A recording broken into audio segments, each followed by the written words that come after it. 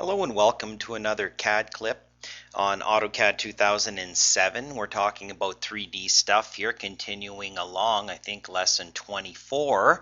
And we're talking about the Revolve command, and the Revolve command is actually really easy, and it's one of those ones that you can instantly see results. It's quick, it's easy, and it kind of is quite effective. So different things you can do, and basically all you need some sort of a polyline profile, and then you take that profile and revolve it around an axis.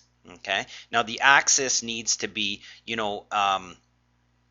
the correct plane. In other words, if the axis is pointing straight up here, this won't revolve around it. It has to actually revolve around. So the axis, for this could be, I probably want to turn my ortho on here, or I could, do it with my snap on. I could have an axis there. Now if I revolve this around here, I'll have a hole in the middle, and if I revolve it around here, it'll end up just being a solid. And here I've just got some examples, so I'm going to switch to be 3D view here, isometric, and I'm going to switch over to be my realistic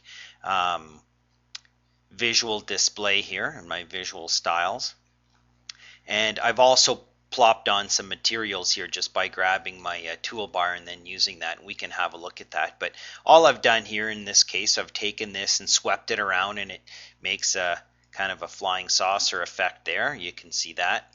Okay, and then I can create this flywheel or whatever I want on here by taking the profile I saw earlier and revolving that one. And then you can see here I've taken and revolved this one, and I've actually created two. This one is a separate one, and I've just mirrored one on top of the other. And then over here I've created like a wine glass by creating a polyline here and then revolving it around a center axis and coming up with that. So we can do a couple of these. I'm not going to draw all the polylines myself. You can draw them with lines and then fillet them. The main thing is they have to be all on one plane, and then you can take that and revolve that around. So let's just try some of these out. I'm going to go back to my top view. Okay, maybe start with the wine glass. I'm just going to take this and move it over here. Okay, we'll see two different effects. I'm going to copy one over to here, and then I'm going to I turn my grid on. Now I'm going to draw a line from here down to here.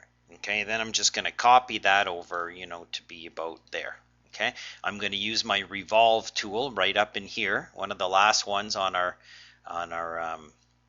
3D Make palette in our browser there. Sorry, our dashboard. So revolve. It says select objects. This, enter, and notice I can pick more than one. Select an axis, or define by X, Y, Z, etc. And by far the easiest way to do this is O for object, and then pick on here and hit enter, and revolves that around.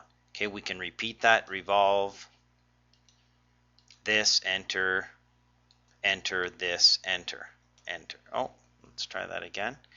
Revolve this, enter, object, this, enter. Oh, now I think that's because that line is within the object. In other words, it can't. There's a good example. It can't revolve itself and interfere with itself. So this has to be over there.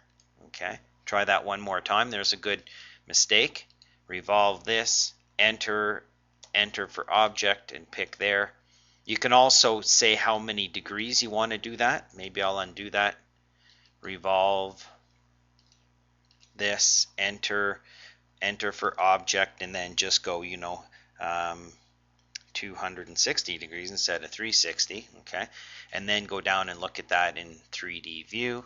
Okay, now maybe I want to pop some materials or something on there. I can just go to my palettes, and then you can go to whatever materials you want. I'm just going to go down here to these ones, and then I can just click on here. I've already used some of them. Okay, add a material to that, click on here, add a material to this, something like that. I'm going to turn my grid off with my F7. Now, the thing is, if I notice that this one has a hole in it, okay, and that's because where my axis was. Now, let's say I want to rotate those around. I can use my new 3D rotate command, pick on here, enter, hover over a point, for instance. Now I'm going to say, okay, well, I'm going to pick this yellow one because I want to rotate there. Then I can go from there up to there, and now I've rotated that. Again, our new 3D rotate, this, enter. Base point is there. I'm going to use this as my rotation axis, and now I rotate from here up to here.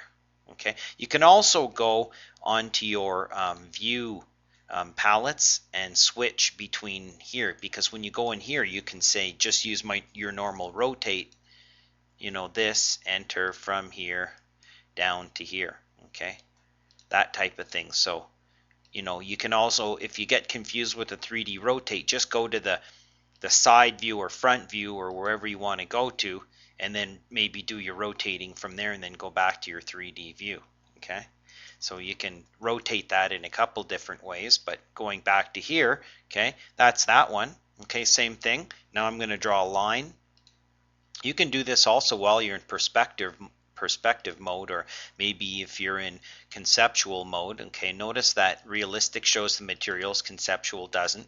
Now I'm going to take a line, okay, click on here, do my revolve, this, enter, enter, object. Oh,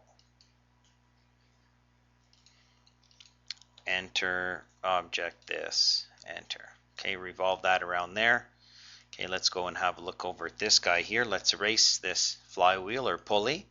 Okay, and there's my flying saucer. Okay, let's just move this profile over here.